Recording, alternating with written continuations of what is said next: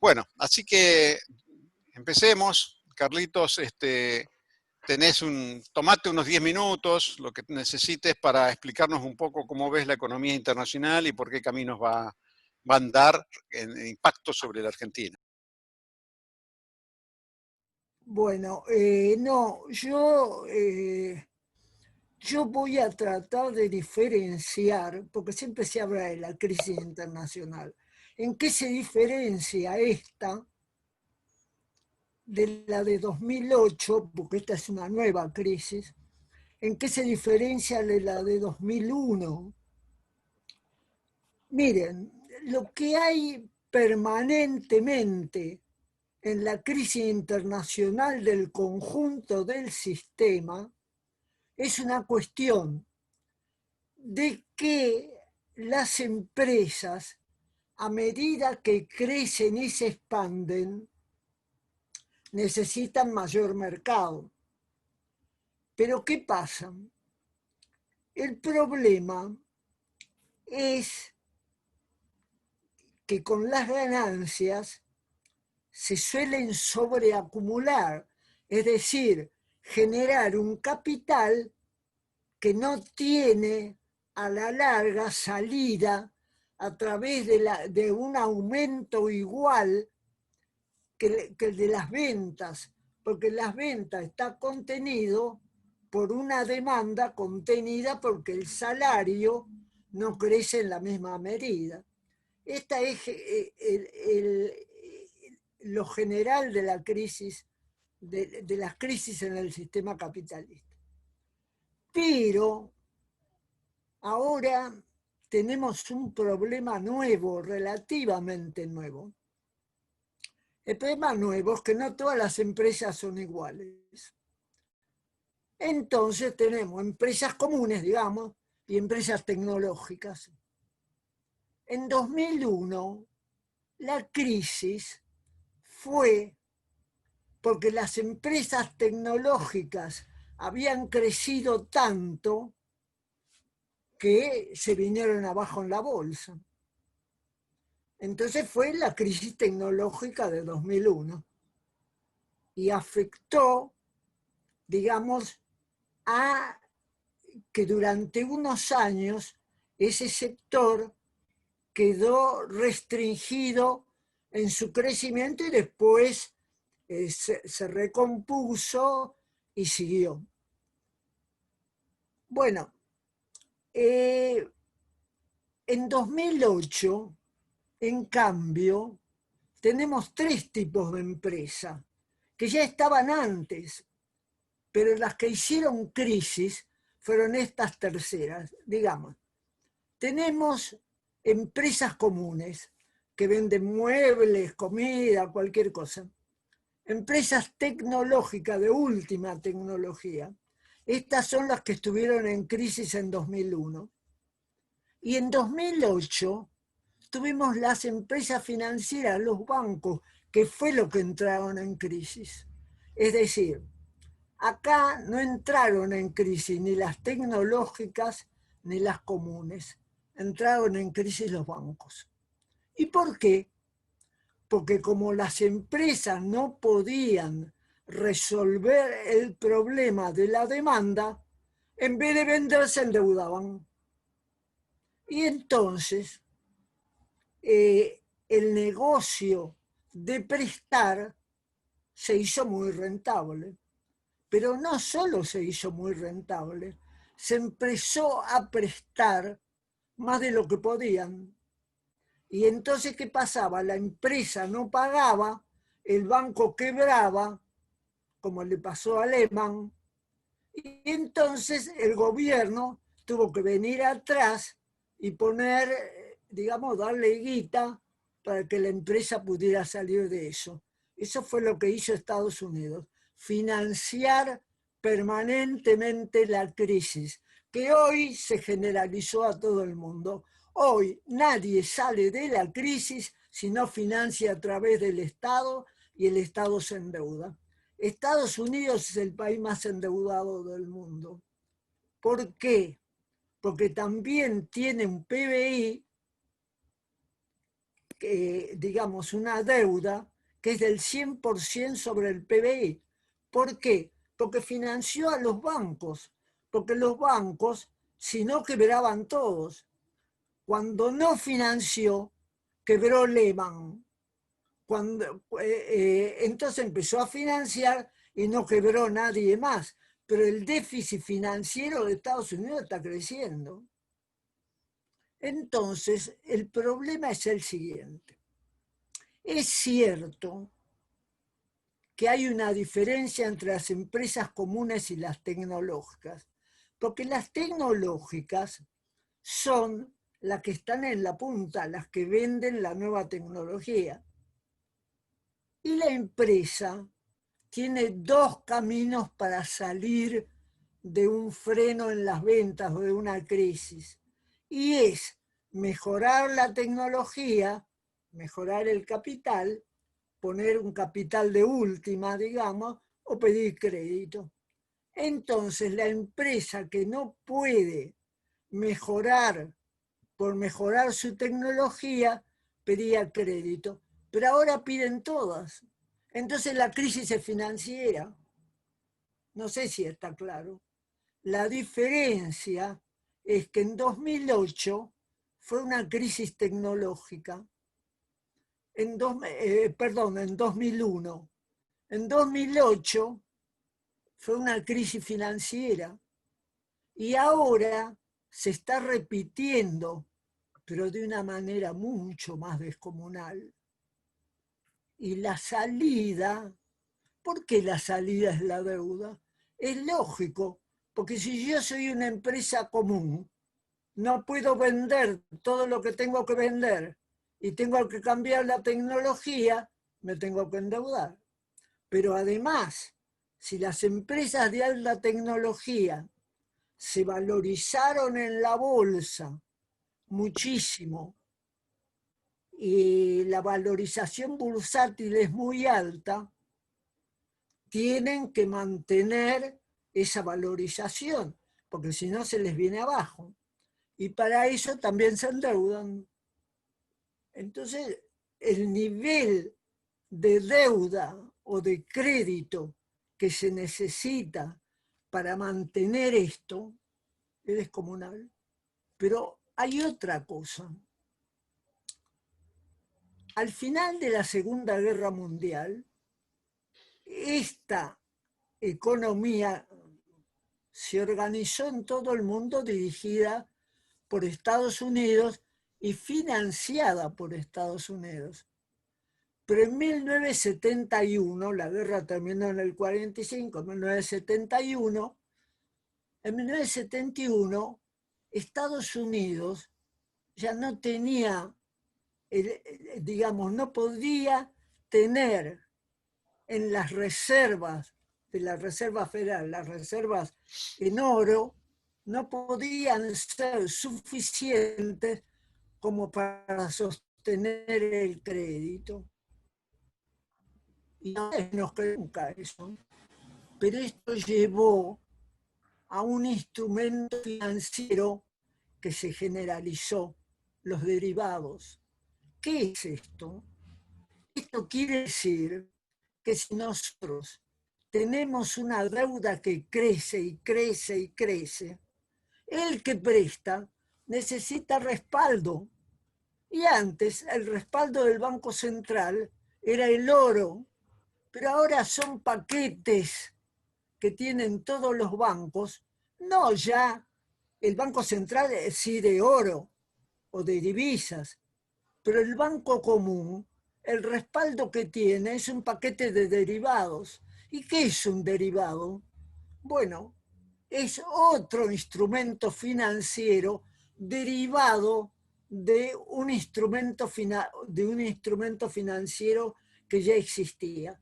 Es decir, yo creo un derivado de ese instrumento financiero y como es otro instrumento financiero, un banco desregulado me lo toma como respaldo. ¿Pero qué significa todo esto? Que acá hay un respaldo de los créditos a través del sistema bancario que está apoyado en una serie de derivados cada vez más riesgosos. Es decir, en dos palabras, esta crisis no tiene salida. Dos preguntas. Primero, ¿quién queda en cada país para ser el prestamista de última instancia, que hasta ahora eran los bancos centrales? Y segundo, ¿cuál es la razón última para que las empresas de tecnología hoy tengan un valor enorme cuando en términos generales las empresas de tecnología no tienen utilidades tan altas o en muchos casos básicamente tienen A ver, pérdidas? entonces son palabras mayores. Carlos, te pregunto entonces, ¿qué impactos ves que pueden producirse sobre Argentina, su economía, su gente, su pueblo? Yo voy a decir una cosa, desde los años 70 se ha retrocedido en el nivel de vida, pero de una manera espantosa. Al final de la Segunda Guerra Mundial, para duplicar la riqueza individual, en el mejor de los casos se podían tardar 10 años. A fines de los 90 eran necesarios 35 años. Y en la crisis del 2008, 70 años. Y esto en la ¿Eso Argentina. medido como PBI? ¿Eso medido como PBI? No, PBI per cápita. Per cápita. La excepción es China, que, bueno, digamos, China necesitaba 62 veces su economía para igualar a Estados Unidos. Actualmente, 6 veces. Es la que más creció. La economía que más creció es la dirigida por el Partido Comunista sobre una economía capitalista planificada. Y hoy el país más interesado en la globalización. ¿Por qué? Porque como Estados Unidos no puede seguir endeudándose, no puede seguir financiando los bancos, la única manera que va a tener de crecer es frenar a los demás, que es lo que está haciendo. Bien, ¿y cómo impacta en la Argentina eso? Impacta en la Argentina en este sentido, en un sentido muy importante, el Mercosur. Nosotros podríamos ir muchísimo más lejos en la alianza con Brasil y aprovechar esta situación mundial para vender alimentos, ¿sí? Para vender alimentos a China y con las ventas de ese alimento financiar nuestro crecimiento. Pero Estados Unidos, en el esfuerzo por frenar al resto del mundo, porque no es solo frenar a China, frenar a la Unión Europea. Con México y con Canadá tenían un tratado de libre comercio de la región, el TLC de la América del Norte, que son Estados Unidos, Canadá y México, y Trump lo cambió por un tratado México, Estados Unidos, Canadá, que significa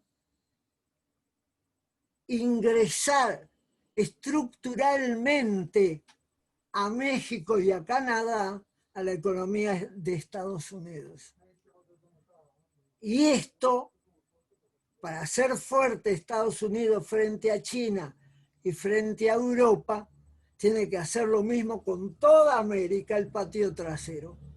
El país con el que no puede hacerlo muy fácil, con Argentina. ¿Por qué?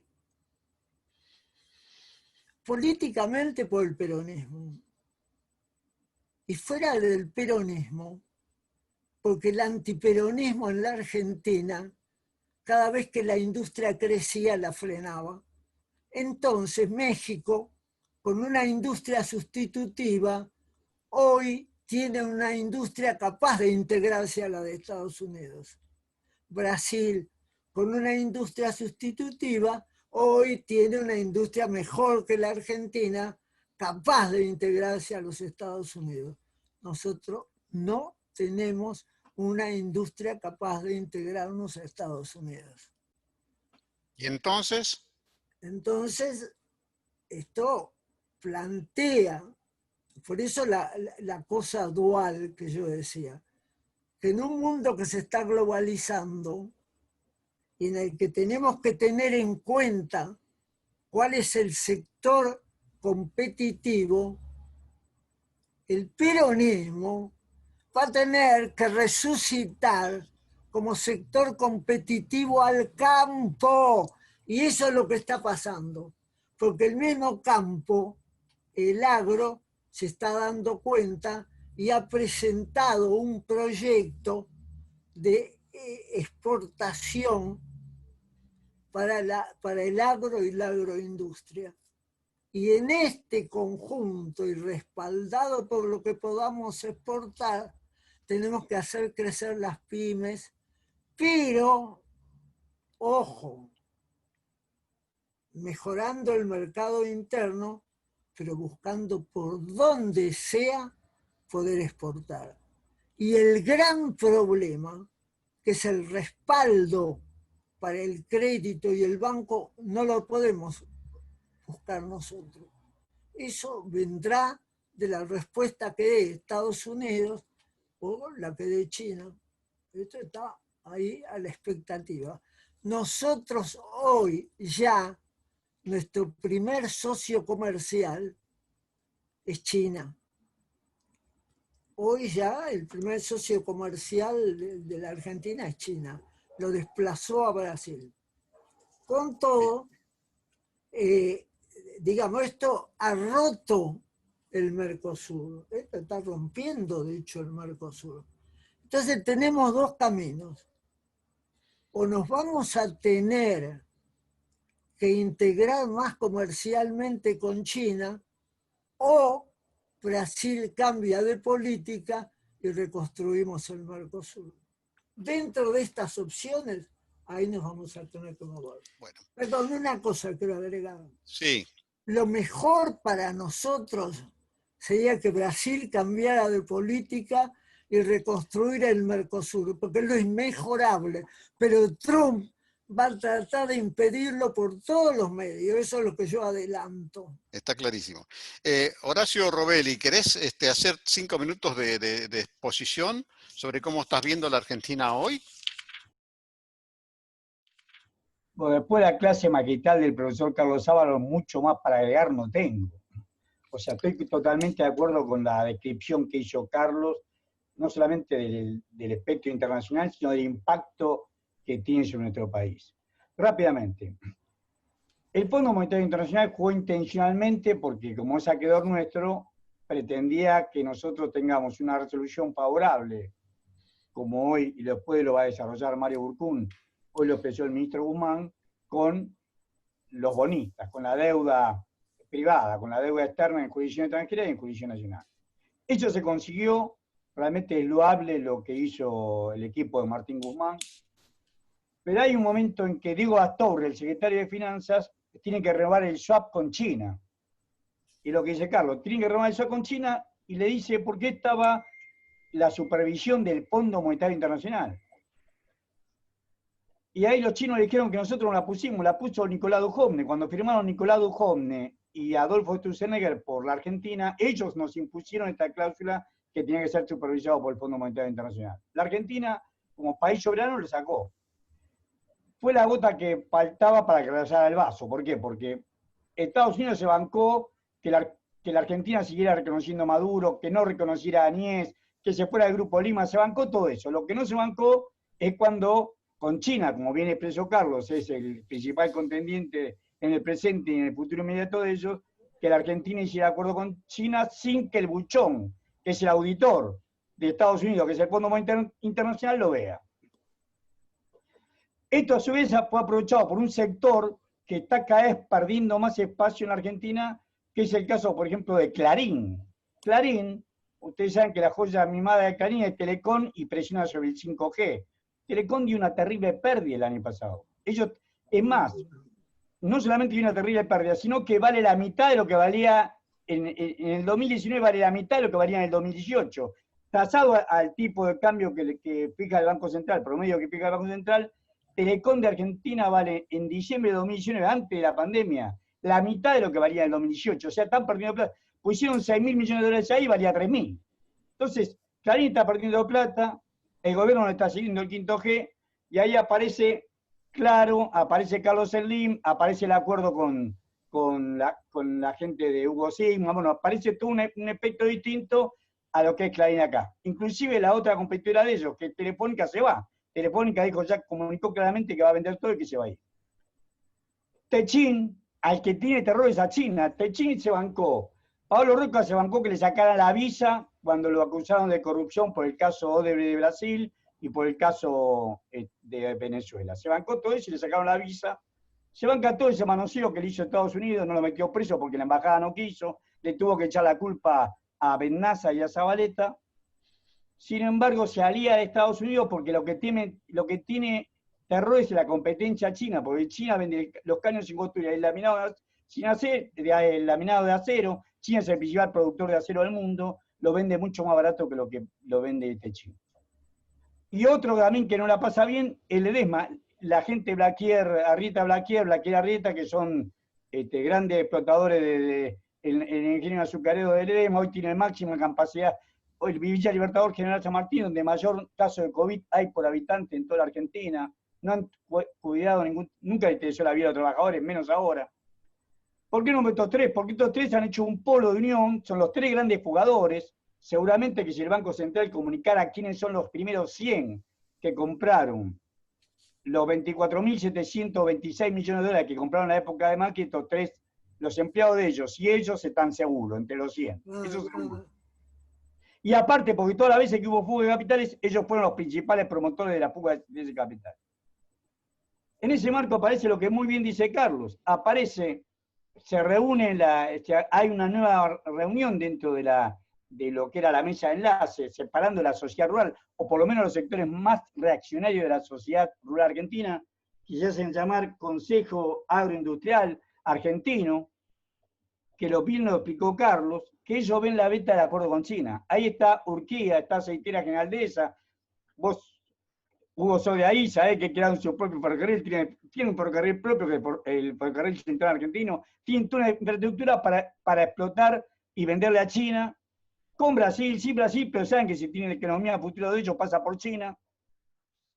Y ahí dividen la mesa de enlace, o sea, firma la CRA, la Confederación Rural Argentina, con INAGRO, bueno, la Federación Argentina obviamente tiene que ser así, y demás agrupaciones dentro de este consejo que querían ellos, que lo lidera Urquía, y en la UIA lidera el cuñado de Urquía, porque está casado con una hermana de Urquía, que es Miguel Acevedo, o sea que están haciendo, y cuando fue el caso Telco, cuando quiso Clarín hacer una solicitud, sacó una solicitud, pero quiso tratar el tema en la UIA, ni se lo trataron, ni pelota le dieron a Mañeto, que era el dueño hace un año atrás, era el dueño indiscutido de la Unión Industrial Argentina, él y Roca. Entonces estamos viendo una configuración, en el marco que dice Carlos, estamos viendo una configuración dentro del sector dominante de nuestro país, donde hay un sector que se está favoreciendo del futuro que está viendo, y otro sector que se agarra como puede con la embajada norteamericana.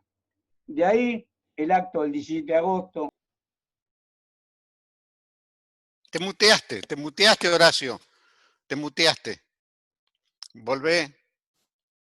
De ahí la nota de Clarín cada vez más encendida contra Alberto Fernández, contra Cristina Fernández de Kirchner. O sea, cada vez está más en un virulento ataque, porque sabe que el gobierno jugó también fuerte, porque el gobierno cuando le dice que le congela las tarifas, sabiendo que el otro está con pérdida, que tiene rojo las cuentas y que se le ha caído la mitad, configura una nueva situación muy difícil de llevar por los sectores tradicionales argentinos que han jugado mucha plata, tienen mucha más plata afuera que lo que han invertido acá, la única forma que tienen para salvación sería repatriar parte de la plata que tienen deudas en obligaciones negociables en dólares y a su vez tienen plata en dólares. Y por último, para no llevar más tiempo, tal vez el caso de Techin sea el caso más lamentable de todos. Techin lo tiene como socio, porque lo dijo Larry Fink, lo tiene como socio en Tenaris a BlackRock. O sea, el principal acreedor privado argentino pasó a ser socio, no sé qué participación tendrá, pero aprovechó el derrape del 25 de abril del 2018, en donde bajaron los títulos públicos, que también bajaron todas las acciones de empresas argentinas y se compró parte de Tenaris.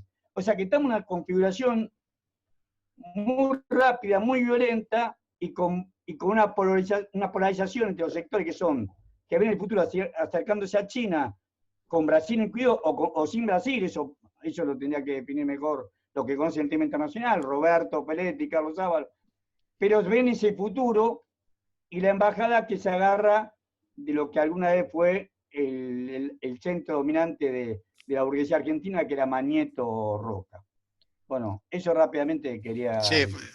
fantástico porque encuadró perfectamente lo que Carlitos estuvo planteando sobre la situación internacional con lo que puede pasar en la Argentina o está empezando a pasar. Esto no significa que estén echadas todas las cartas, pero evidentemente hay una gran parte a ver, que acá hay una pregunta. ¿Quién me dice? Dice, entonces la refinación de la deuda favoreció principalmente los capitales argentinos concentrados. Bueno, pará. La deuda es una dominación que tienen allá afuera y es un arreglo que hicieron siempre ellos. Ellos sacan plata, nos endeudamos nosotros y los más ricos sacaron plata. Eso seguro siempre hacen esa jugada. Endeudar para jugar. Es el clásico de ellos. Como Garrincha que repetía siempre la misma jugada y la hacía bien, pues igual, repiten, endeudan para jugar. Pero eso no significa que tengan plata ellos, o sea, pueden tener mucha plata ellos, pero ya tienen el dominio del mercado argentino. Roca seguramente ganó plata en dólares, pero perdió lo que ganó en el flujo, lo que ganó a nivel de flujo financiero, lo perdió a nivel de top, porque la empresa de él vale mucho menos. Las acciones de las empresas de análisis interno valen 25% menos en diciembre del 2019 que en diciembre del 2015. O sea que ellos habrán ganado financieramente, y no dudo. Tal vez el caso Vicentino se ahorre de mejor ejemplo. Vicentín seguro que Padoan, los nietos de Vicentino Bernardito, estos tienen mucha más fortuna personal, pero perdieron la empresa. Este es el riesgo de estos muchachos. Muy bien. Antonio Mesmesián, vos ibas a preparar algunos numeritos que nos interesaría escucharte en el armado que siempre haces sobre el tema. Algunos números que estuve viendo. Bueno, los dos temas que iba a tocar eran el tema fiscal y el tema monetario, ¿no? Que están muy vinculados uno con el otro. De hecho, hoy estaba mirando algunos números también de deuda. El último informe de deuda, que es a julio, hoy justo salió no sé, no escuché al ministro, tengo entendido que habló, pero... Sí, después nos va a hablar de ese tema Mario Burgo. Sí, vi que al parecer un 99% de adhesión hubo en el canje externo. Sí, 93.55 que representan el 99 una vez que esté terminado el proceso. Sí. Bueno, nos va a venir bien porque estuve viendo los números de recaudación que se cayeron monumentalmente. De hecho, acá estoy viendo, no llegan al 20% de la variación interanual, casi 2.6 billones de pesos de recaudación por todo concepto. Los tributarios crecieron 25,5%, las rentas de la propiedad, bueno, cayeron nominalmente, casi un 30%. Otros ingresos corrientes subieron apenas un 11,8%, y los ingresos de capital cayeron también cerca de un 30%. Esto, bueno, claramente vinculado a la caída del nivel de actividad que se terminó de derrumbar a partir de marzo, ¿no? Abril, de hecho, fue el mes de menor actividad desde el año 2006. Bueno, en cuanto a los gastos, así como los ingresos subieron a un ritmo del 20 y tantos, los gastos subieron a un ritmo del 71%. Los gastos corrientes un 75,6%, casi 1.5 billones de pesos más que el año pasado, y esto en un contexto de caída de los gastos de capital, es decir, la inversión se derrumbó totalmente. Todo pasó a el gasto corriente, yo había visto que cerca de medio, como mínimo, ¿no? Podemos asignarle medio billón de pesos a todo lo que tiene que ver con COVID, básicamente. De distintas maneras, pero bueno, todo vinculado a atacar el tema cuarentena. Ese medio billón de pesos podemos poner que una vez superado esta situación, debería volver a su cauce normal, digamos, dejarse de gastar eventualmente, si Dios quiere, el año que viene. No obstante esto, el resultado primario nos termina dando más de 1 billón de pesos de déficit, y el resultado financiero, a pesar de que no estamos pagando buena parte de los intereses de deuda, es casi 1.4 billones de pesos, 1.38. ¿Eso proyectado anual o es lo que tenés hasta ahora? No, esto es a julio. A julio. Inclusive. Exacto. Bueno, cuando uno mira después qué pasó con la deuda pública, ve que teníamos en los primeros 7 meses unos 52.244 millones de dólares de financiamientos, amortizaciones por 42.100 millones más o menos, y por otro lado, una variación, una caída de hecho, por diferencias de cambio de unos 5.100 millones de dólares.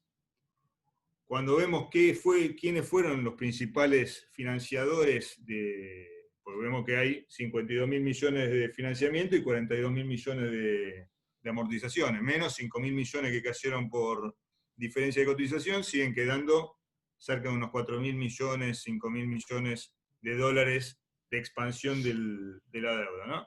¿Cómo se financió esa diferencia? Básicamente hay 10.000 millones, un poquito más de 10.000 millones de dólares que tienen que ver con el Banco Central de manera de deuda, ATES más letras del Banco Central, y otros 17.000, casi 17.400 millones de dólares que son reparto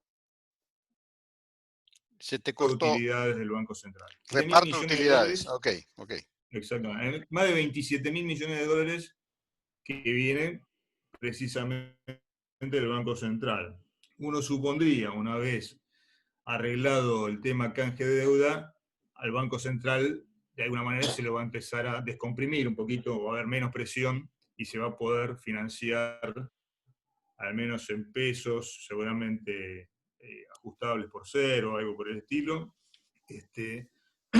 aunque sea a 1 año, 2 años o algo por el estilo, como para empezar a descomprimir las necesidades que presionan sobre el Banco Central, porque hoy por hoy, de hecho, miramos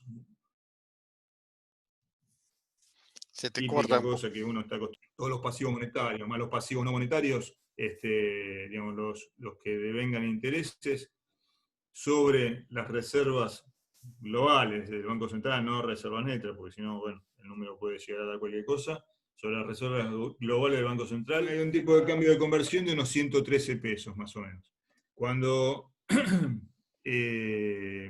iba a decir otra cosa vinculada a lo que decía Pelle, que los otros días estaba diciendo que el tipo de cambio actual es un tipo de cambio competitivo. Es verdad que es un tipo de cambio, cuando lo mirás en términos históricos, es un tipo de cambio relativamente competitivo, por ahí no tanto contra Brasil en particular, si tenemos en cuenta que Brasil es nuestro principal destino para exportaciones industriales, salvando la situación actual, que obviamente está todo caído, más allá del tipo de cambio, no tipo de cambio, por ahí podemos decir que en términos de tipo de cambio real multilateral, es un tipo de cambio adecuado. En términos de tipo de cambio real bilateral con Brasil, ya no es tan así. Y si lo vemos en términos financieros, y muchas veces vos sabés que las finanzas apremian a la economía real. La economía real va a una velocidad, las finanzas van a otra velocidad, y de ahí la disyuntiva entre el tipo de cambio, las presiones sobre el tipo de cambio financiero que te está llevando el tipo de cambio a 120, 130 pesos por momentos, y el tipo de cambio comercial que está en niveles de 70 y pico de pesos, 77, el minorista, ¿no? Con lo cual, uno supondría que un tipo de cambio que vamos a ver hacia futuro debería estar más cercano por ahí a niveles de hoy, 80 pesos, 80 y algo de pesos. No obstante, teniendo en inercia como hoy día, que desaceleró, de hecho, otro dato que tengo, que no tengo el número acá a mano porque lo hice hará un mes más o menos, había hecho algunos números respecto a, desde el año 91 para acá, la velocidad de circulación de dinero respecto al stock de necesidades transaccionales que tiene la economía, y me daba que estamos en los niveles más bajos de velocidad de circulación de dinero, es decir, un aumento en la demanda de dinero de pesos, inédita desde hace casi 30 años, ¿no? Ahora, cuando uno mira la velocidad de circulación promedio en una época normal, evidentemente a la salida de esta cuarentena, cuando se empieza a reactivar la economía y empezamos a entrar en transacciones normales de la economía, evidentemente habría una inflación ahí para gatillarse en cuestión de muy poco tiempo, ¿no? Frente a eso, Antonio, preguntas frente a eso. Hay dos o tres preguntas que me parecen importantes. Primero, uno escucha todos los días que este último parte del año podríamos tener una aceleración fuerte de la inflación producto de lo que vos estás contando. Ahora bien, la pregunta es, Sí. ¿la inversión bajó? ¿No sabemos qué pasó Sí. con el ahorro o sí lo estamos viendo en el mercado financiero? ¿Y la tasa de interés, cómo está impactando sobre eso? ¿Y qué posibilidades tiene el Banco Central de parar la inflación con tasa de interés o con tipo de cambio?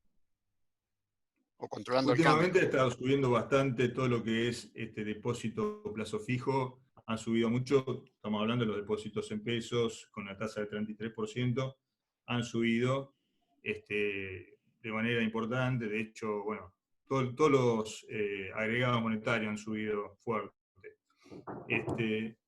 No obstante lo cual, sabemos que acá a lo que hay que ganarle es al dólar, no, directamente la gente ni se plantea cuál es la inflación. Obviamente, si perdés también contra la inflación, tenés un problema grave. Pero si vos ves que el dólar se te va escapando y la gente va hacia atrás del dólar, sobre todo el minorista, digo, el mayorista por ahí, cuando ve un negocio alternativo, larga los dólares y se pasa a ese negocio alternativo. Ahora, el minorista tiene su trabajo y trata de llegar a fin de mes, y si ve que de pronto el dólar se va, por experiencia sabe que no importa a qué precio va a ir ahí y va a comprar eso. Y los guarda, capaz que los tiene 2 años y perdió plata igual, pero hay una cuestión ya instintiva que hace que sube y va y compra. Por eso, en parte, supongo yo que el central va a tratar de ir regulando a través del tipo de cambio a qué velocidad van a crecer los precios, porque sabemos que más allá de la cantidad de dinero que hay, sabemos que acá lo que termina gatillando inicialmente la escalada de precios en general es una devaluación, ¿no? Con lo cual es difícil plantear que bueno, el tipo de cambio debería estar 10 pesos más arriba, porque sabemos que esos 10 pesos más arriba terminan traduciéndose en un aumento de precios, más en las circunstancias como la actual. A ver, el principal mecanismo que va a tener, no te diría el Banco Central, sino el Tesoro, es ayudar un poquito al Banco Central en no tener que demandar sobre el Banco Central, todas las necesidades de financiamiento. Las necesidades de financiamiento tendrían que ir por otra vía. Ya me parece que se tensó mucho la posibilidad de ir a través de emisión monetaria. Obviamente se va a seguir haciendo, sobre todo si no podemos salir de la cuarentena por motivo de salud. Va a haber un mix importante donde todavía la emisión va a ser importante, pero me parece que tratar de jugar mucho con, o al menos tratar de lograr emitir deuda de un poco más largo plazo, que hoy por hoy te están financiando 2% más inflación, lo cual es una tasa, creo que pagable, digamos. En la medida que la Argentina crece por encima del 3%, no tendría ningún problema, eso se va licuando respecto a digamos, como peso sobre el PBI se va licuando. El tema es no emitir en dólares. De hecho, yo te diría que ni siquiera emitir dólar link. Estaban pidiendo mucho en el mercado emisiones de dólar link. Yo trataría de evitar eso, sobre todo porque hay una brecha enorme y en realidad es negocio por ahí, más ir al dólar oficial que ir al dólar paralelo. Con lo cual, si vos le das el instrumento para ir al dólar oficial, sabés que en algún momento convergen, y lo más probable es que converjan más parecido al paralelo que al oficial. Tal cual. Así que me parece que no habría que ir por el lado de emisión de deuda dólar link, tampoco de dólar, ni ninguna otra moneda extranjera. Tratar de cuidar, digamos, seguramente lo ideal sería poder emitir a tasa La tasa fija. Te cortó, Antonio. fija. Me parece que vas a tener que emitir con qué es lo que está, y una tasa por ahí, 1,5%, 2%, si vas a unos plazos más largos, capaz 4%, sobre inflación, que me parece son en niveles de tasa pagables, ¿no?, para la Argentina. Sobre todo porque, supongo yo, la Argentina creciendo, recuperando primero y creciendo, podría crecer a una tasa del 3-4% tranquilamente, con lo cual la ecuación intertemporal es sostenible. Bien, Antonio, en concreto, digamos, hoy tenés un déficit coacifical producto de todo este proceso actual importante. Hay que encararlo de alguna manera para evitar inflación, corrida del tipo de cambio. Digamos, la ecuación es una bomba de tiempo. Sí.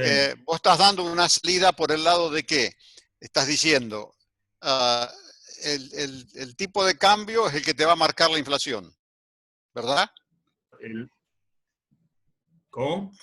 El tipo de cambio te va a marcar la inflación.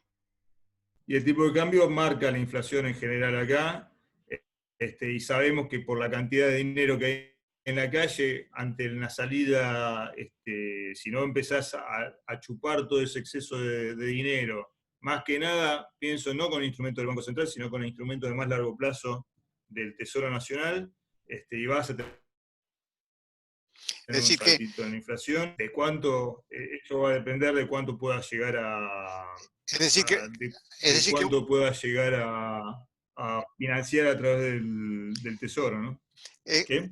hay una cosa que está clara. Hoy en el mercado de capitales, los financistas dicen, no hay productos para ganar plata. Es bastante difícil de explicar esto para quien no conoce las reglas de la política monetaria y en general. Pero lo que están haciendo los tenedores de la riqueza financiera es buscar esos instrumentos.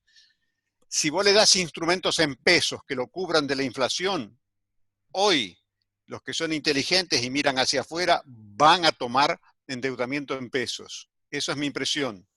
¿Por qué? Y porque no hay demasiados elementos. Porque además tenés una tasa de interés negativa. Hoy vos le estás haciendo pagar a los bancos 33% y los bancos podrían estar pagando mucho menos porque sencillamente porque hay una liquidez espantosa en el sistema financiero, muy grande. Sí. Entonces, el modo de desarmar que de vos... hecho, bueno, yo de hecho, bueno, lo que te decía,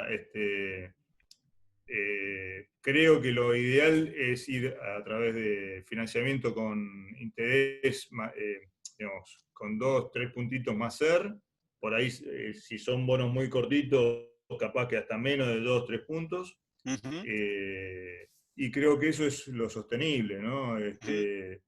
Me parece, el tema es, obviamente, siempre que el volumen de deuda sea algo más o menos soportable por el mercado. Nosotros tenemos un mercado muy pequeño, con lo cual, y un ahorro doméstico bastante escaso, digamos. Con lo cual, tenemos que ver hasta dónde soporta el mercado. Sí. Es cierto, yo de hecho, varios fondos que administro, todo, no de ahora, sino de hace 3, 4 meses atrás, y más también, todo cuando se fue el dólar al demonio, lo puse en bonos ajustables y rindieron mucho más de lo que rindió, ¿no? De hecho, si mal no recuerdo, se triplicaron los bonos. Algunos bonos ajustables por ser se triplicaron con respecto a lo que estaban en agosto, septiembre del año pasado. Bien, está claro como ves la salida, creo que ahí habría algunas cosas que charlar, pero son más específicas. Lo que yo estoy intentando hacer con todas estas cosas que estamos escuchando es terminar y armando un escenario de cómo se puede encarar el proceso de esta segunda parte del año, esta última parte del año.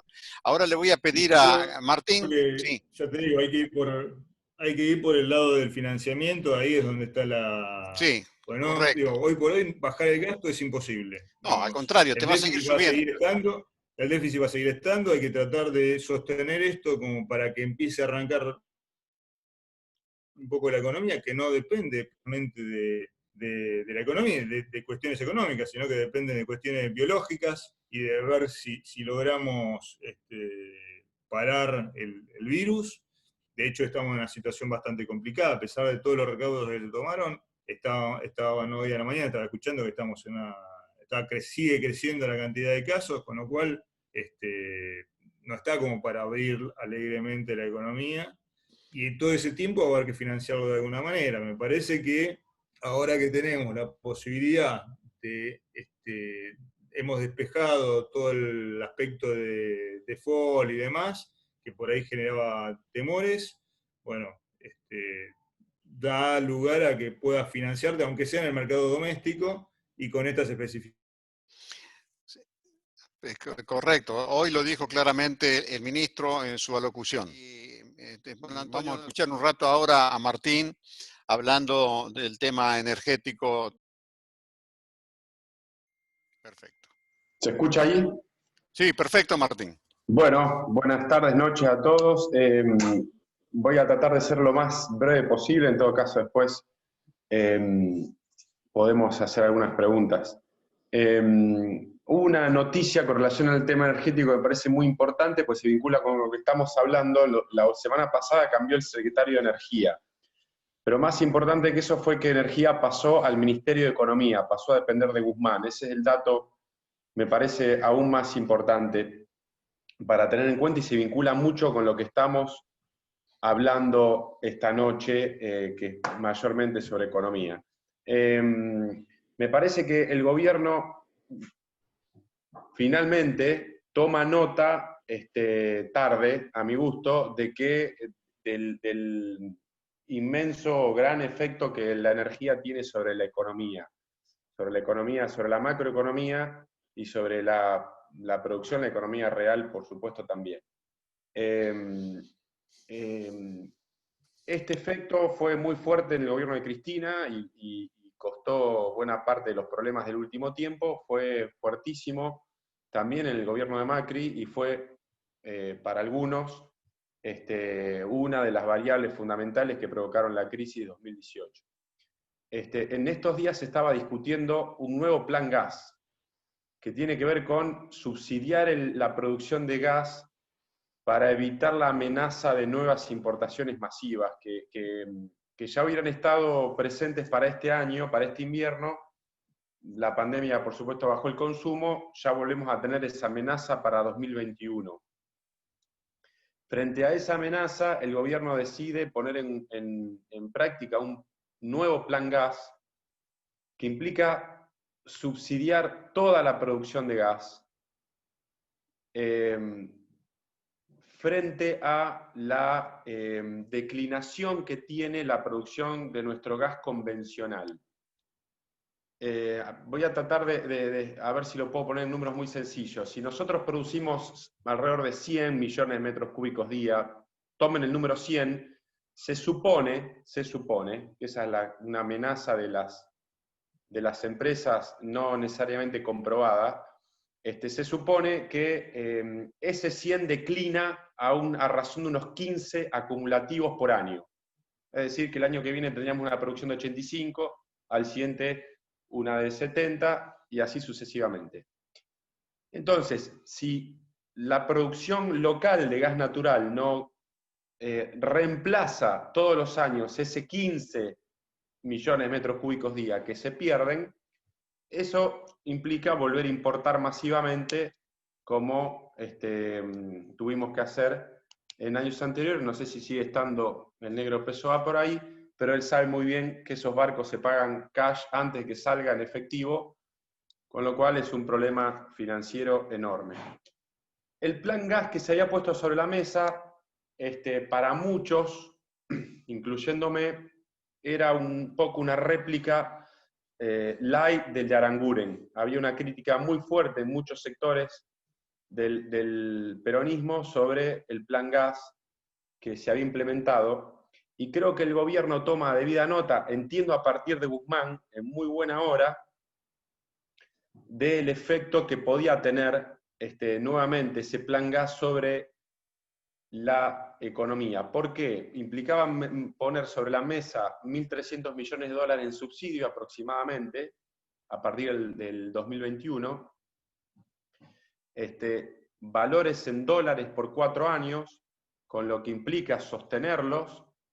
Está claro por la situación económica y social que vivimos que no se iban a poder trasladar a la demanda, con lo cual, como dije, eso implica un subsidio que esa diferencia la cubre el Estado, un subsidio muy importante, y como el subsidio va toda la torta de gas, es un concepto que si es que después quieren que explico mejor, pero no va a subsidiar las inversiones nuevas que se debieran hacer para reemplazar ese gas que declina, que sí hay que reemplazarlo con shale gas, con el gas no convencional, por eso es más caro y por eso necesita cierto precio mayor. En vez de ir dirigido a ese gas adicional que necesitamos, iba a subsidiar toda la torta. Eso significa que el gas que no requiere inversiones adicionales te genera utilidades adicionales, sobreutilidades para 3 o 4 empresas que obviamente se van todas para afuera, presionándote el tipo de cambio. Con lo cual, el efecto que fue lo que pasó exactamente en el gobierno de Macri, en aquel momento fueron violentos los valores. Ahora, por lo menos los valores iban a ser un poco más bajos que los que concedió Macri, pero el mecanismo es el mismo. Es decir, el subsidio masivo que implica poner ese costo fiscal sobre la mesa, implica esa disminución del poder adquisitivo de los usuarios por mayores precios del gas y de la energía eléctrica, que usa gas como su principal combustible, implica presiones inflacionarias, por eso aumento de tarifa, implica presión sobre el tipo de cambio, por esa salida de dólares de las suprautilidades que seguramente iban a tener las empresas por toda la porción del gas, que iba a haber aumentado su valor sin tener que poner ninguna inversión vinculada a ese aumento. Eso, según entiendo, fue lo que detonó la disconformidad de ese plan gas y lo que eso implicaba. Entiendo que fue lo que entendemos, los que seguimos la energía, que fue lo que terminó de decidir este cambio de secretario de Energía, que el anterior no existía, pero sobre todo el paso a Guzmán. Viene entonces una línea más, digamos, toma fuerza una línea más nacional en la energía, más vinculada al kirchnerismo, al pensamiento del kirchnerismo. Había una disconformidad muy grande con el tándem Culfas, sobre todo, y casi una acusación de macristas por su línea muy vinculada a la lógica de las empresas. y toma entonces fuerza la línea de pensamiento más nacional con relación a energía. Un factor ahí fundamental para entender todo esto, un factor de contrapeso muy importante, es YPF. YPF está prácticamente quebrada en términos financieros, está muy complicada, y eso juega en toda esta lógica que estamos hablando. Es entonces YPF el principal impulsador de los precios de las naftas y del gas en la Argentina. Contrario a lo que todos nosotros seguramente desearíamos, que es lograr bajas del precio de la energía, y fundamentalmente baja de subsidio y fundamentalmente especificación, por lo menos de algunas partes, YPF es la locomotora principal de la suba del combustible, del barril criollo, de la suba del gas, del plan gas, y de la dolarización de las tarifas, porque necesita mejorar drásticamente su flujo de fondos, porque tiene unos problemas financieros. Quedó del gobierno anterior, de la gestión del gobierno anterior, muy endeudada en dólares, con deudas muy difíciles de afrontar. Entonces necesita mejorar violentamente, sustancialmente su caja. Entonces es YPF nuestro contrapeso fundamental para todas los objetivos que nosotros tendríamos en política energética, cuidando con mucha atención el impacto en la macroeconomía y que no nos vuelva a dar vuelta el sector energético, la economía en general. Entonces, ahí veo un mensaje, no sé qué es. Entonces, para intentar resumir, en buena hora tomamos nota, pero en buena hora es una expresión, en realidad en mala hora, porque nos comimos un año de no haber atendido este tema como debíamos. Nosotros podíamos haber empezado a trabajar este tema y tener un esquema para resolverlo, porque sí efectivamente es un problema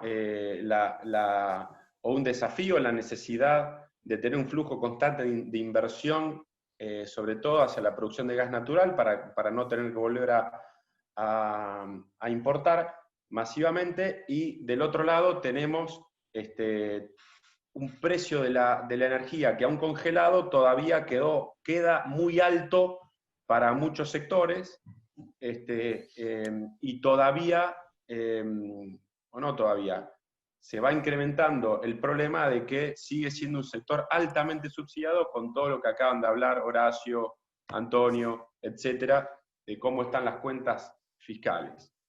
Entonces, frente a ese panorama,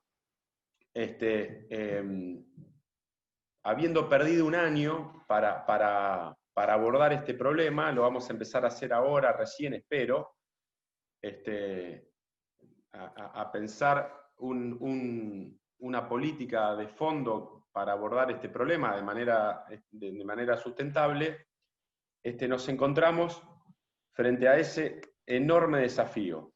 Y es ahí donde siempre en la punta del lápiz se acaban los valientes, decía un amigo mío, donde la cuestión instrumental de cómo resolver esta cuestión se hace más complicada frente a las restricciones que tenemos, que las voy a tratar de sintetizar de nuevo.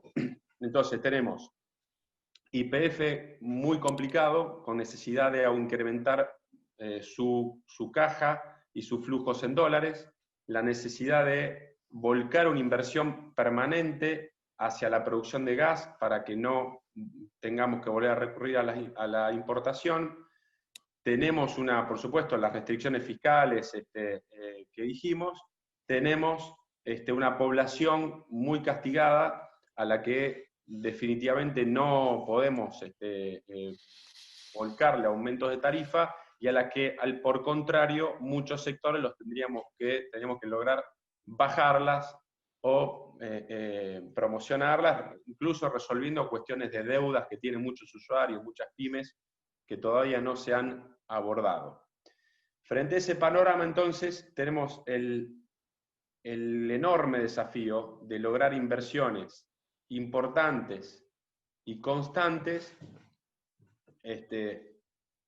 sin que esté clara cuáles son las fuentes de inversiones. El Estado, como ya explicaron muy bien, le va a costar ser el inversor de esos flujos tan importantes anuales que necesitamos volcar a la producción, y el sector privado, muy hiperconcentrado como es en producción, pide las condiciones que le pidieron a Culfas y que estaba dispuesto a dar, que es un aumento sustancial de todo el sector privado encabezado por YPF, eso es importante siempre se da. Entonces, las empresas, para mover la producción, lo que te piden es valores más altos a los actuales en dólares, de por lo menos que hay que sostener por lo menos 4 años para toda la producción. Entonces, la solución que encontremos a esa ecuación es la que nos va a permitir tener un sistema energético sustentable o volver a generar problemas como ya tuvimos, como ya tuvieron los 2 gobiernos anteriores. Realmente es un desafío muy importante porque parecen los objetivos que planteamos contradictorios entre sí. Sobre todo un sector que no reconoce otra moneda que no sea el dólar, para plantear cualquier tipo de inversión, en un país que no tiene ni tendrá en los próximos 4 o 5 años moneda, un tema objetivo, muy difícil de resolver cuando se trata de inversiones y con cualquiera que sea su fuente de financiamiento. Bueno, Bien. hay un panorama muy general. Sí, pero suficientemente claro para poder entroncarlo con todas las cosas que vimos hasta ahora. Ahora le pido a Mario Burkun que nos explique un poco cómo fue el tema de la negociación de la deuda y lo que hoy vos escuchaste, igual que yo seguramente, el discurso del ministro Guzmán. Así que me parece que es importante porque tiene que ver con todo lo que dijimos hasta ahora. Lo de hoy es para brindar, porque últimamente venimos siempre de mal en peor.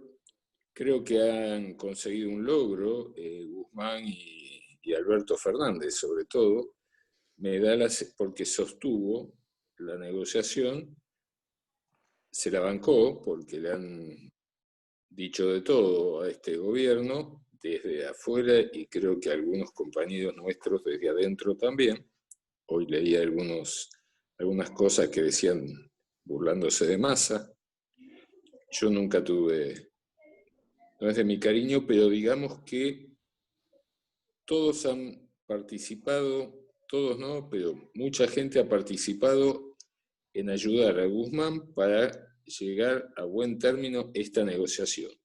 Creo que es muy importante por las últimas cosas que decían los compañeros, que tienen que ver con que Argentina desconoce, después de mucho tiempo, una función o 2 funciones de la moneda, que es la de reserva de valor y sobre todo de signo de valor.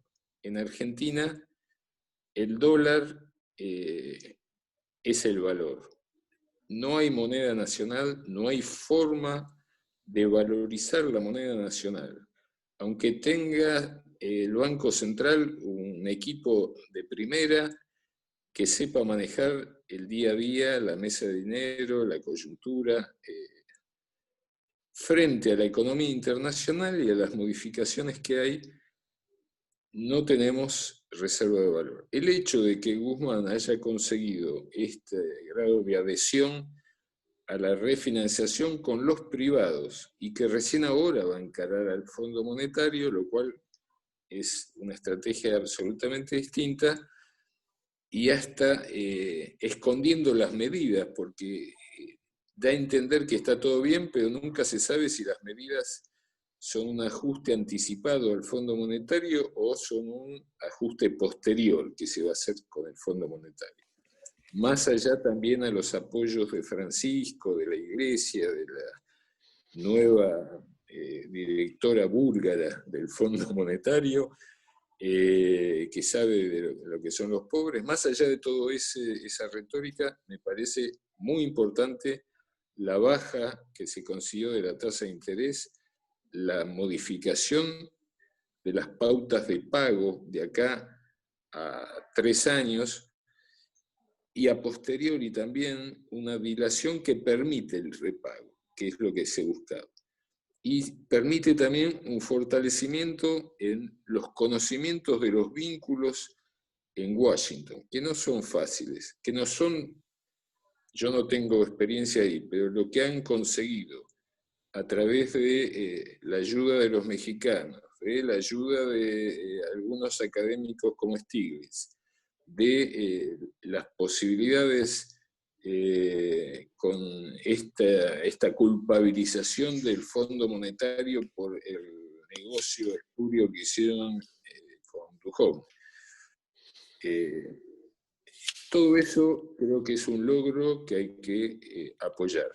Hay que apoyar porque recién ahora, y porque van a tener que hacer medidas para la recuperación rápida de este 3 o 3,5% de crecimiento, y si es posible un poco más, de salida del año próximo, o este año ya está jugado, y que se planteó hoy que iba a estar convalidada en el presupuesto, o con las medidas de ayuda a las pymes, de ayuda al mercado interno y de ayuda social sobre todo, porque nosotros estamos muy preocupados o por lo menos yo, por la gravedad de la pandemia, pero hay una gravedad también que es el hambre y que es la deuda de soberanía alimentaria que tenemos con nuestra gente pobre.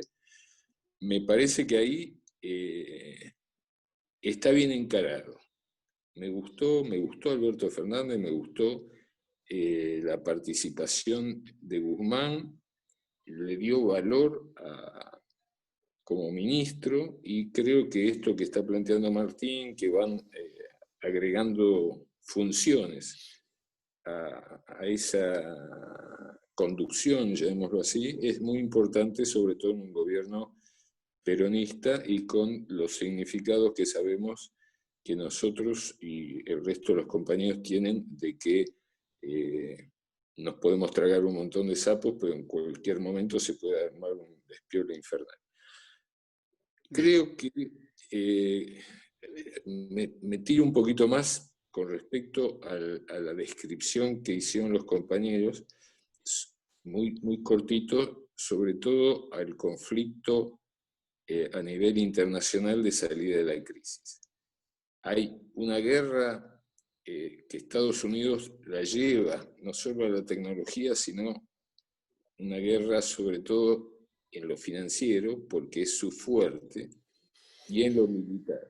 Hay que tratar de llegar a la elección de noviembre y cómo la va a estirar Trump para evitar una guerra militar, que Trump busca provocando y provocando hasta que la guerra se plantea en serio, como es el caso del Mar de China, Corea del Norte, Medio Oriente, que todavía no se sabe si la hacen o no la hacen, y el caso de Venezuela, que es muy interesante lo que mandó Tocatliani y su equipo de la socialdemocracia alemana. Porque un militarismo como el de Bolsonaro a nosotros nos impide, digo a nosotros, al gobierno nuestro, renovar el Mercosur. El Mercosur lo viene matando, yo creo que lo matamos primero nosotros. En cierto momento, Moreno Dixit, y la pelea con el PT brasilero, Y lo seguimos matando con los BRICS, donde Itamaraty hábilmente está en los BRICS, Brasil, y no se fueron de ahí. Y eso tiene que ver con el tema China de largo plazo. Entonces me parece que ahí la Cancillería es fundamental, para bien o para mal. Para bien digo, tener comercio exterior válido, que es lo único que nos trae reservas reales. Y los yuan del acuerdo con China. Ustedes vieron que los chinos renovaron. Esos yuan son las reservas que tenemos, cercanas a la libre disponibilidad. Mientras que dólares cada vez tenemos menos. Y por el otro lado, Estados Unidos está en la guerra física y en la guerra financiera, y a nosotros nos tiene agarrados, porque el que renueva, el que da el apoyo para que el fondo esté tranquilo, es Trump. Es BlackRock, que forma parte de la agencia de Trump para renovar la cantidad de circulantes en el mercado americano. Es la que le da al desempleo americano directamente en el CBU, le deposita la plata mensual. O sea que es muy difícil esta diplomacia a doble juego. Bueno, gracias por dejarme hablar y por escucharme. Bien, gracias Mario. Antes de pedirle la palabra a otros o que otros empiecen a opinar pidiéndome la palabra, yo quería introducir brevemente los conceptos que Roberto Feletti expresó en su artículo del día domingo. Está en La Capitana, donde me parece que hay una clave que está muy ligado a todo lo que estuvimos hablando, y esa clave está en términos de Latinoamérica. Él hace toda una exposición sobre lo que está pasando en Latinoamérica, buscándole un patrón a todo eso.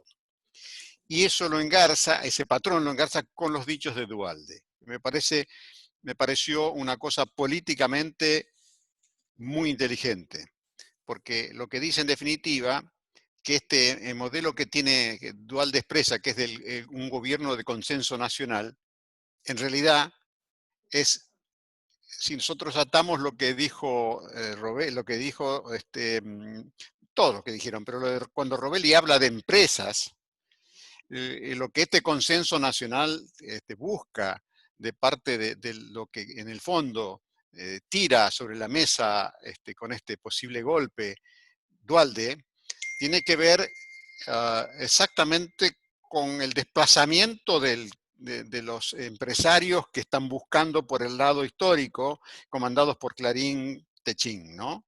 Me parece que ahí está la clave de leer a lo de Duhalde, para lo cual no van a tener ningún empacho en usar el modelo que usaron en Latinoamérica. Golpe, sea por el lado de la legislatura, proceso de hiperinflación, ataque contra el dólar, ataque tradicional de la Argentina. Cualquiera de esas estrategias se pueden armar en orden a este consenso. Esto para que ubiquemos lo que está planteado en la política actualmente. Somos un grupo de reflexión, tenemos pensamiento crítico y queremos hacer acciones políticas. Las acciones políticas no se definen por la forma tradicional, se definirán por la manera que tenemos de poder colaborar con aquellos que hoy en el gobierno están asumiendo las responsabilidades que tienen. Cuando yo veo lo que pasa con la política monetaria, tengo un susto tremendo.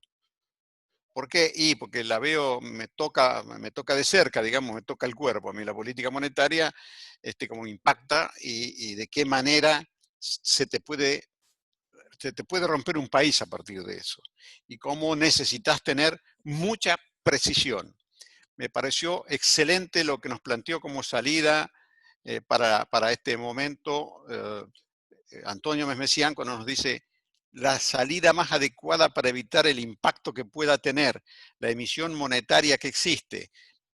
A ver, porque hay muchos compañeros que dicen, no importa, la acción monetaria no tiene efecto. Las pelotas no tiene efecto.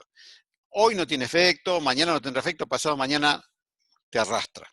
Entonces hay que ser cuidadoso con esas cosas, hay límites en los instrumentos, hay que ser ordenado con esas cosas y hay que ayudar a hacer entender a los compañeros que hoy toman decisiones que es posible que encontremos otros caminos.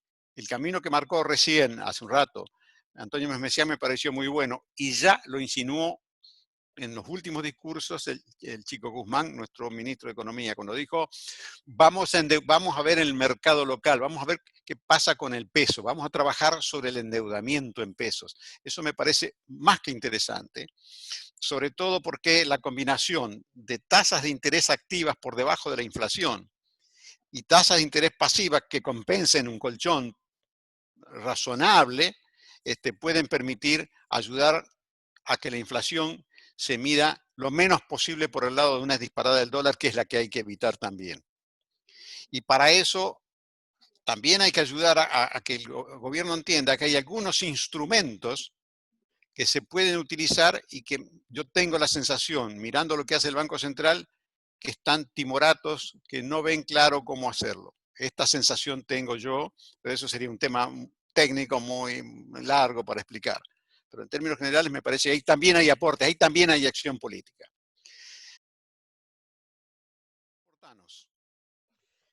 Yo tengo en realidad tres preocupaciones y las quiero transmitir. Hay una primera preocupación que creo que es generalizada, pero que tiene que ver con la capacidad de gestión. Creo que mucho se ha hablado de esto y creo que vos, Hugo, en particular lo has mencionado. Creo que es muy importante que se gestione bien, porque creo que por ahí pasa la clave del éxito del gobierno y va a tener una gran influencia en el resultado electoral el año que viene. Gestionar bien implica no solamente en la parte económica, sino en general, en las distintas acciones del gobierno. Tenemos un gobierno que tiene un gabinete muy amplio, con ministros que aparecen poco, que creo que es necesario que empiecen a trabajar más activamente y fortalecer la gestión. La segunda preocupación que tengo, y que en parte también es una pregunta a los que entienden mejor de esto, es ¿por qué el gobierno, por qué el Banco Central no redefine la política cambiaria de manera tal que el Banco Central deje de vender divisas para ahorro y para turismo, creando, si se quiere, un mercado libre, estoy hablando de una política de corto plazo, y dejando el mercado comercial, el mercado oficial hoy como mercado comercial, de manera tal que el Banco Central salga del medio y no tenga que abastecer, digamos, el mes de agosto fue con alrededor de 800 millones de dólares a los pequeños ahorristas, y que en todo caso todos estos ahorristas vayan a un mercado libre que sea en donde puedan acumular sus divisas.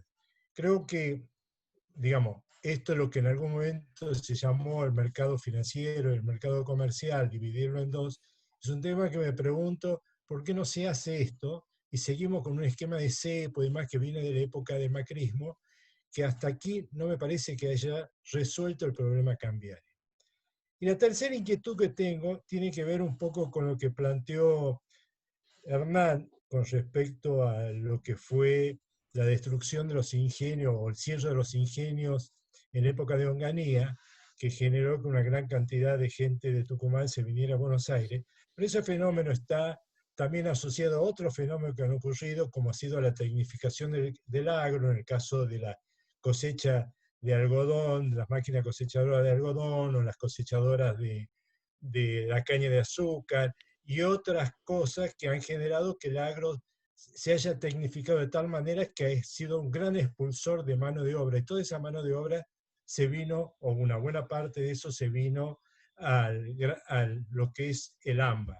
Y creo que sobre esto no se discute, no hay una política de erradicación de industrias en el interior, y lo único que hoy tenemos como erradicación de industrias en aquellas provincias, como el caso de Catamarca, La Rioja, San Luis, San Juan y Tierra del Fuego, que tienen beneficios impositivos muy especiales. El caso de Tierra del Fuego es un beneficio que realmente en algún momento hay que evaluarlo con profundidad por los costos que significa, pero creo que en general no tenemos una política que beneficie o que sea atractiva la inversión en el interior en materia, en temas que son generadores de mano de obra, y sobre todo en aquella industria intensiva de mano de obra, tanto en la industria textil como en la industria del cuero. En fin, hay una cantidad de industrias que se podrían radicar en el interior si hubiera una buena política laboral e impositiva que pudiera de algún modo hacer al interior todas estas provincias,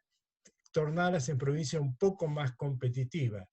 Hoy, ustedes saben que en el interior es muy difícil producir porque tiene costos de infraestructura mucho más altos y los costos laborales son similares a los que tienen los grandes centros. Creo que este es un tema que en algún momento tenemos que ponerlo sobre la mesa, y creo que toda esta crisis de la pandemia, en cierto modo, crea las condiciones para discutir una gran reforma que de algún modo posicione al interior en condiciones de poder sostener la mano de obra en su provincia y no tener que expulsar a la gente que se venga amontonando en Capital Federal y en los alrededores.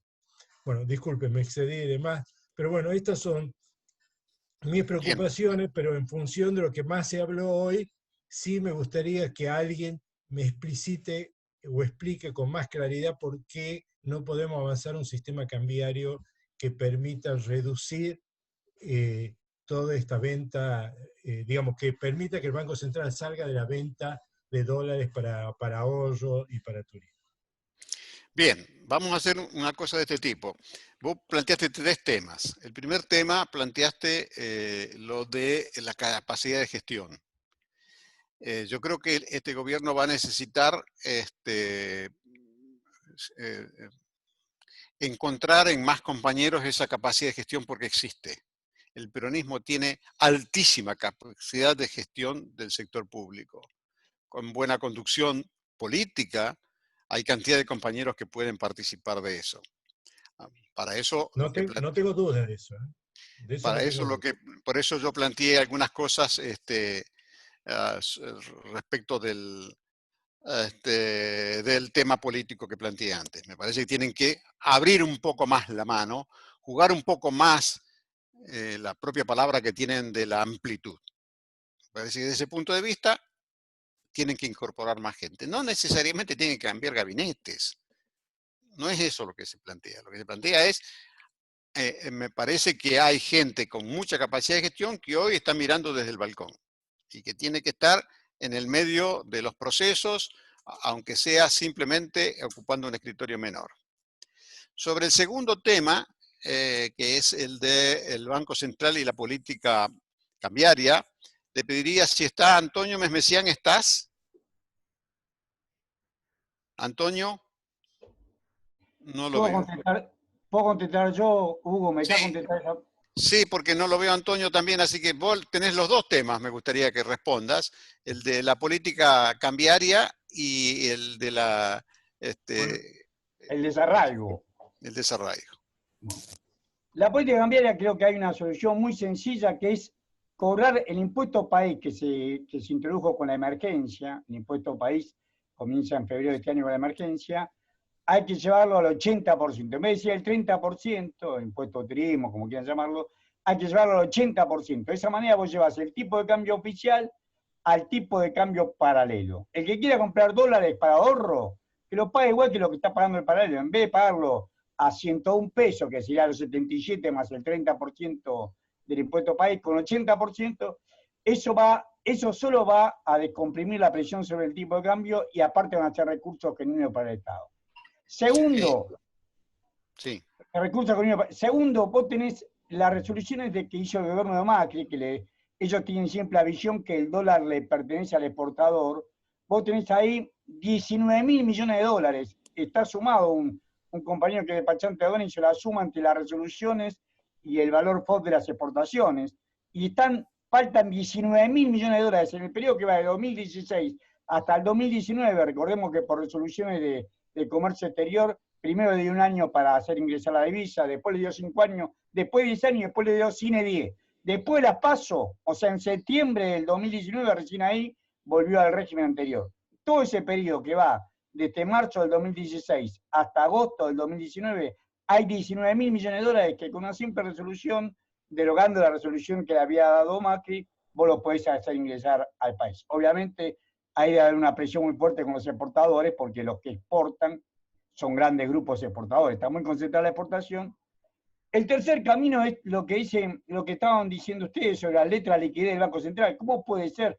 ¿Cómo podemos entender nosotros que el Banco Central de la República Argentina le pague por mes a 10 bancos, porque son 10 bancos privados? Hugo, lo hemos hablado contigo 1000 veces, y con los demás compañeros, son solamente 10 bancos privados, de los cuales ya sabemos que 2 que creíamos que eran argentinos, uno que es el Banco Galicia, que le pertenecía a los Brown, a Gers, a Casani, ahora sabemos, porque lo dijo Larry Fink, que BlackRock tiene participación en el Banco Galicia, y tiene participación en el Banco Macro, que es el banco de Marco Brito y de Jorge Brito y de su cuñado de Carballo. Ahora sabemos que también tiene Larry Fink participación ahí.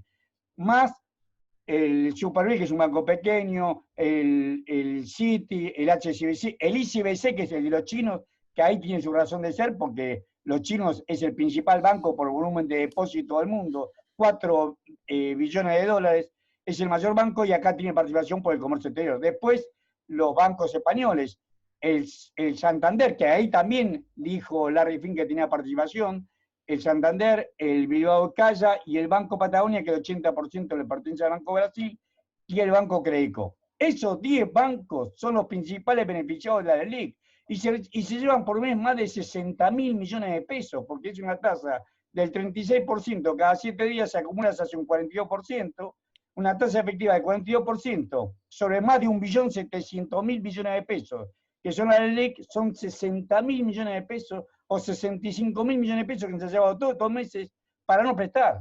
Eso ahí hay que hacer lo que hizo el 28 de diciembre del año, cuando asumió Menem, el 28 de diciembre de 1989, un plan Bonex. Nada más que no para usar las privatizaciones, sino congelar por un año esa plata e ir prestando esa plata, crearte sobre esa masa de LELIQ, sobre ese 1.700.000 millones de pesos, crear 1.700 millones de pesos en castellano, 1.700 millones de pesos, agarrar y crear crédito, y si los bancos no están en condiciones de prestar, porque nunca tuvieron condiciones para prestar, porque el negocio de ellos es prestar al Banco Central, sacarle la carta de deporte que tienen para funcionar como banco. La función del banco es canalizar el ahorro de la población hacia el sector productivo. Y si no, que se lo pasen al sector público, a los bancos públicos, que la verdad que los 13 bancos públicos, haciendo, no todos iguales, pero haciendo miles de sacrificios, han logrado cumplir con su función de prestarle al gobierno, soportar a los tipos que no reciben crédito en los bancos privados, etcétera, etcétera. Bueno, creo que este es el camino más rápido y más directo que había que trabajar. Antonio, ¿estás escuchando? Me gustaría tu opinión sobre el tema cambiario.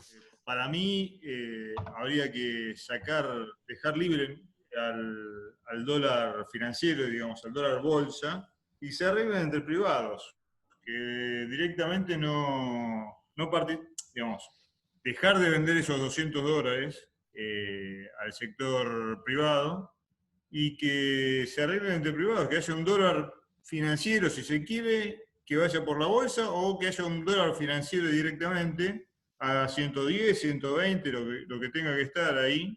Obviamente, si se va demasiado, el Banco Central podría intervenir vendiendo dólares contra bonos, y a la inversa, ¿no? Si de pronto cae demasiado, hacer lo contrario. Pero me parece que los otros días te comentaba que vos tenías en un momento el dólar a 135 pesos, que era una barbaridad el precio que tenía, y mucha de la gente no iba a vender esos dólares, por más que estaba muy caro, porque tenías que esperar una semana para que te den los pesos. Si vos encontrabas un negocio, supongamos, en pesos, que vos querías comprar alguna acción, algún bono, lo que fuera, y para deshacerte de tus dólares tenías que esperar una semana para que te den los pesos y no hacías la operación. Es decir, era asimétrico, castigaban al tipo que quería deshacerse de los bonos, de los dólares, digo. Entonces, para equilibrar eso, lo que hicieron fue poner otra semana de parking para los que quieren comprar los dólares. Pero bueno, lo ideal me parece a mí sería directamente sacar ese parking y no vender más los 200 dólares. Pues, digamos, no, es cierto que el dinero que va a las cuevas son justamente esos 200 dólares, no son los de la bolsa, son los 200 dólares de la gente, porque es el minorista, por lo general, el que acude ahí, o toda la economía en negro, que bueno, yo creo que si vos perseguís mucho al dólar bolsa, termina pasando que vas haciendo que la economía cada vez sea más en negro, ¿no? Ya de por sí hay mucho inconveniente para los pequeños negocios. Es bastante posible que hayan estado facturando bastante en negro últimamente, más de lo normal, digamos, y que con esto termine de cerrar el circuito, capitalizando, digamos, si hay algún excedente, pasándolo directamente a dólares. Me parece, obviamente la solución no pasa por acá, digo, no es un tema de que pones este tipo de mecanismo, de tipo de cambio, y se soluciona la economía argentina, para nada. Pero me parece que viabiliza más cualquier tipo de negocio que poner esa restricción que, ya te digo,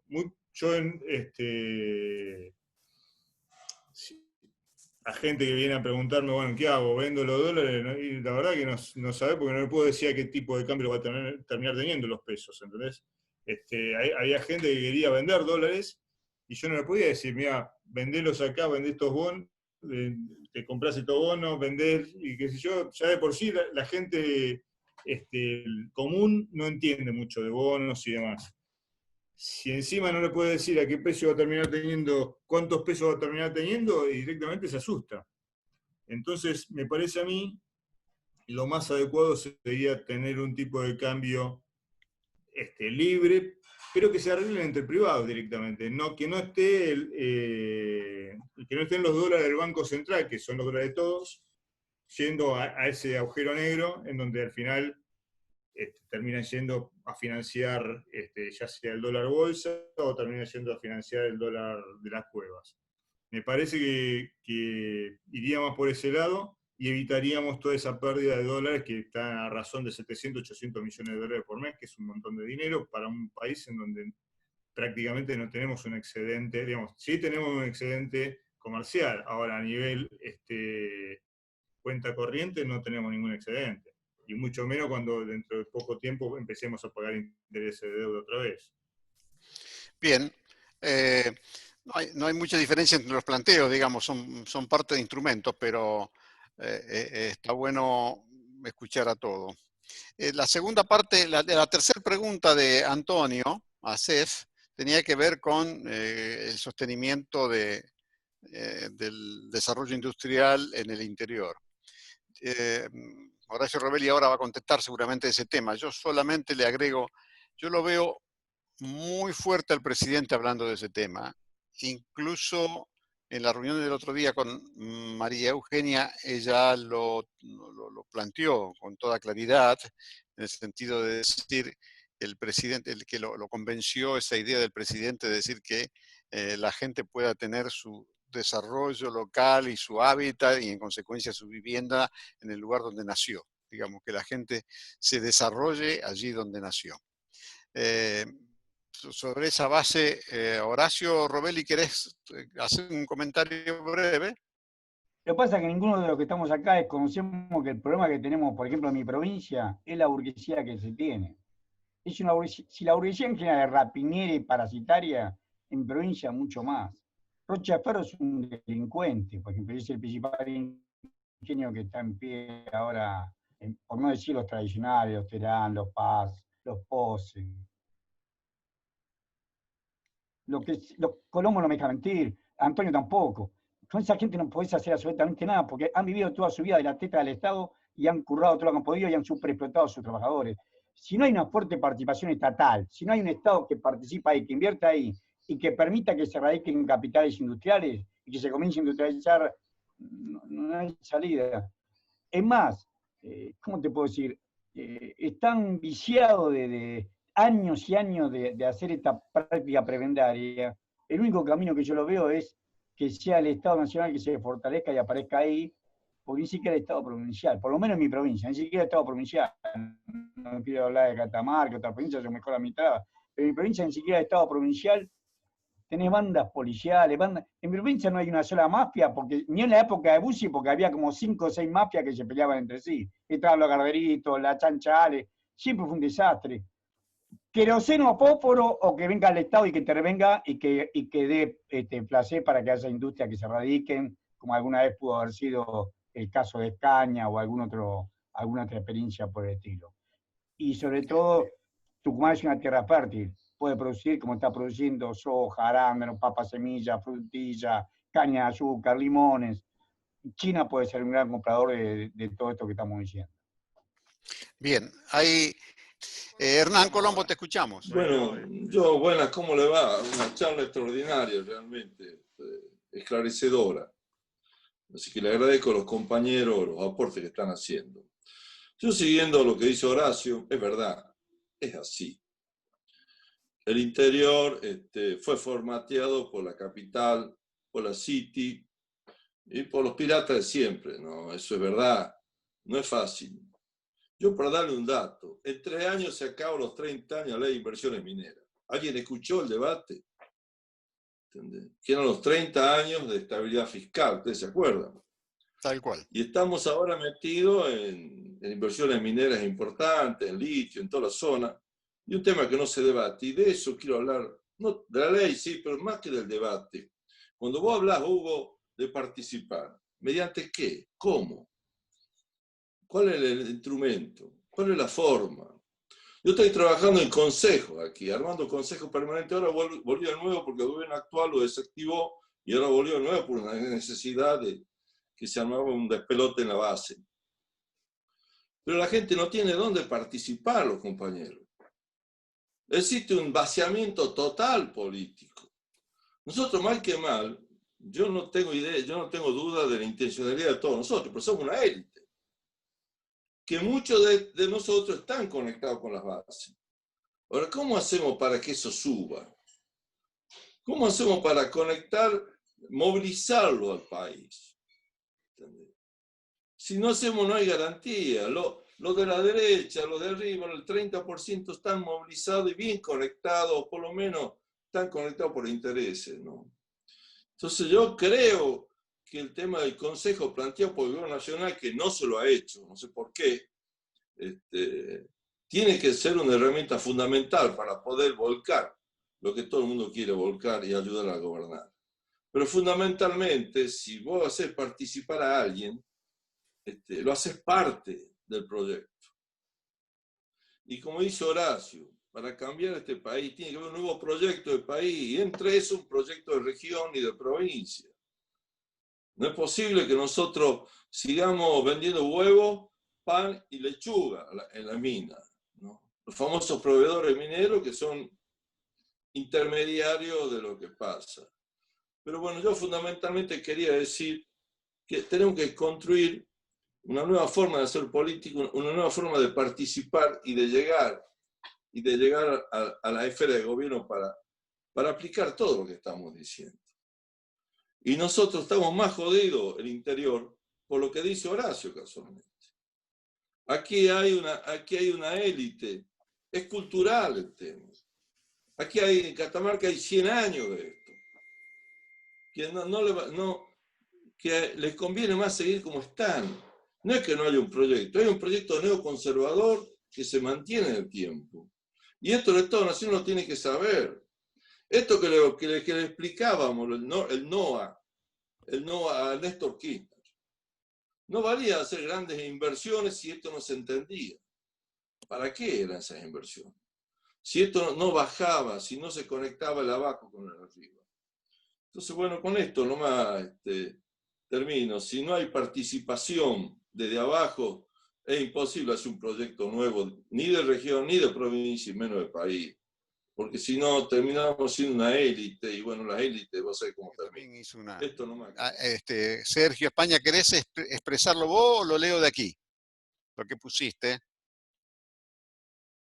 No, bueno, es muy sencillo la pregunta en relación cuando hablaban del dólar, el dólar país, creo que se hablaba, y además el tema de los pequeños exportadores. Acá en nuestra zona a veces hay gente muy, unos dulces o cosas mínimas, lo que el dólar a veces pensado y con las retenciones y con el cambio, el dólar país, creo que lo llamaban los compañeros, obviamente lo hace muy poco competitivo o a veces les complica todo tipo de operaciones. No sé si en este esquema que hablaban, yo de economía no prefiero no hablar, obviamente no manejo nada, pero si hay forma de proteger a los pequeños exportadores o a los que tienen gente que trabaja afuera o para el exterior, que no queden prisioneros de ese manejo del dólar pensado en los grandes exportadores, ¿no? Eso nada más. Sí,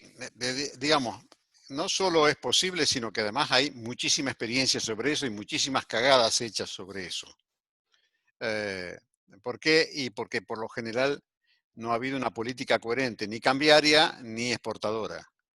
Y los pequeños productores están atados, por un lado, a los vaivenes de los precios internacionales, por otro lado, a la cotización del dólar y cómo se cruzan los costos con eso. Y por lo general terminan cobrando demasiado tarde en mala moneda y con dificultades para hacer las exportaciones. Yo creo que ahí hay herramientas que tiene que diseñar el Banco Central.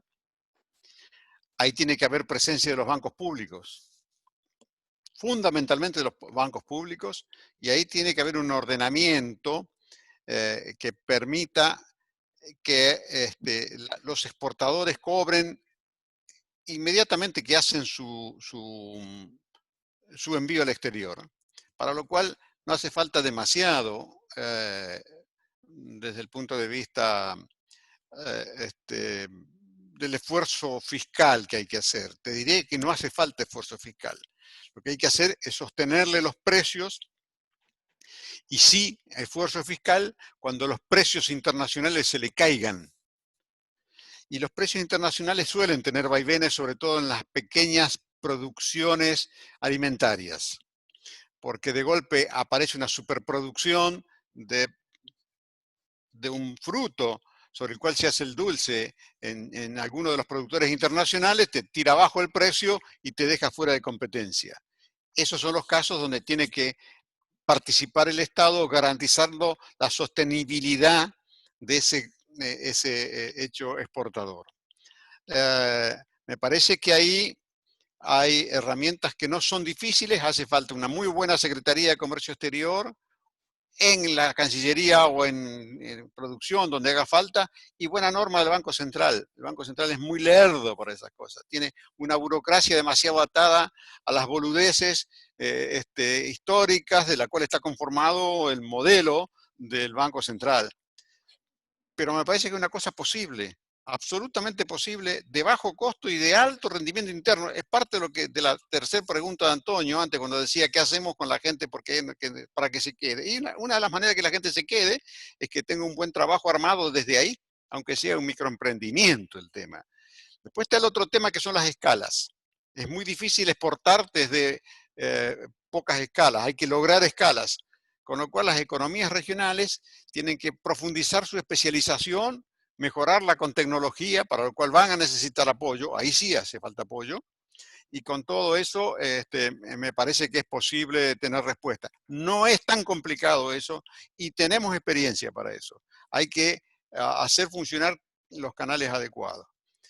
No veo que eso sea tan grave. Me parece que casi es uno de los problemas más fáciles de solucionar y con fuerte efecto rápido sobre pequeñas poblaciones que viven o que pueden empezar a hacer ese tipo de cosas.